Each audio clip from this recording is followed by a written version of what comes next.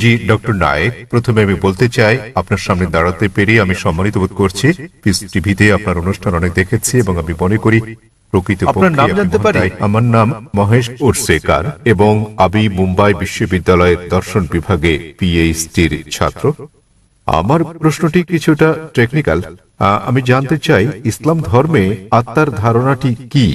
আপনি জানেন ভারতীয় দর্শনে আত্মা ও মনকে আলাদা ধরা হয়েছে, অথচ পাশ্চাত্য দর্শনে আত্মা ও মনকে অভিন্ন বিবেচনা করা হয়।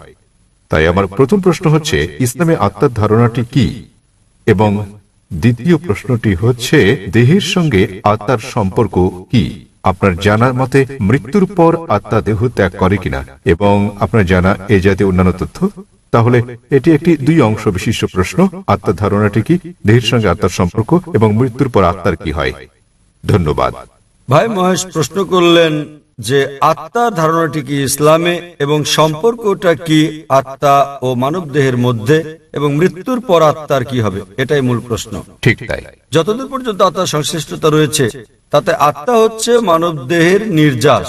আল্লাহ সুবহানাহু ওয়া তাআলার অন্যান্য সৃষ্টির তুলনায় মূল গুরুত্বপূর্ণ বিষয় এটা। সর্বশক্তিমান ঈশ্বরের সৃষ্টি, মানুষের সঙ্গে তাদের বড় ধরনের পার্থক্য হচ্ছে এই আত্মা, এবং এটাই হচ্ছে সারাংশ যা একজন ব্যক্তির মৃত্যুর পরও থেকে যাবে। পরে এটা আলোচনা করব। বিজ্ঞানের যতটুকু সংশ্লিষ্টতা রয়েছে তাতে বিজ্ঞান আত্মা নিয়ে কথা বলে না। এখনো বিজ্ঞান সে পর্যায়ে পৌঁছেনি যে পর্যায়ে পৌঁছলে আত্মার অন্তঃসার রহস্য উদ্ঘাটন করা যায়। তবে গবেষণা করা হয়েছে যখন কোনো জীব মারা যায়, উদাহরণস্বরূপ মানুষের সঙ্গে তুলনা করলে, যখন একটি প্রাণী মারা যায় মৃত্যুর পরক্ষণেই সেটির ওজনের কোনো তারতম্য ঘটে না। তবে যখন আমরা একজন মানুষের ওজনের বিষয়টি বিশ্লেষণ করি, যখন তার জান কবজ করা হয় এবং সে মারা যায়, তাৎক্ষণিকভাবেই তার ওজন কমে যায়। এর অর্থ হচ্ছে মৃত্যুর পর মানুষ কিছু হারায় যখন সে মারা যায়, কিন্তু বিজ্ঞান এখনো সে পর্যায়ে পৌঁছেনি যে পর্যায়ে পৌঁছলে আত্মা ঠিক কি তা বলা যায়। আত্মা হচ্ছে নির্যাস মানব দেহের। পবিত্র কোরআনের সূরা আলে ইমরান অধ্যায় নম্বর 3 আয়াত নম্বর 185-তে আল্লাহ তাআলা বলেন, কুল্লু নাফসিন যায়কাতুল মউত, প্রত্যেক আত্মাকে মৃত্যু স্বাদ গ্রহণ করতে হবে। এই আয়াতে ইহকাল হচ্ছে পরকালের জন্য পরীক্ষা। কোরআনে আল্লাহ বলেন সূরা মুলক অধ্যায় নম্বর 67 আয়াত নম্বর 2, আল্লাযী খালাকাল মাউতা ওয়াল হায়াতা, অর্থাৎ আল্লাহ জীবন ও মৃত্যুকে সৃষ্টি করেছেন তোমাদের মধ্যে কর্মে কে উত্তম তা জানতে।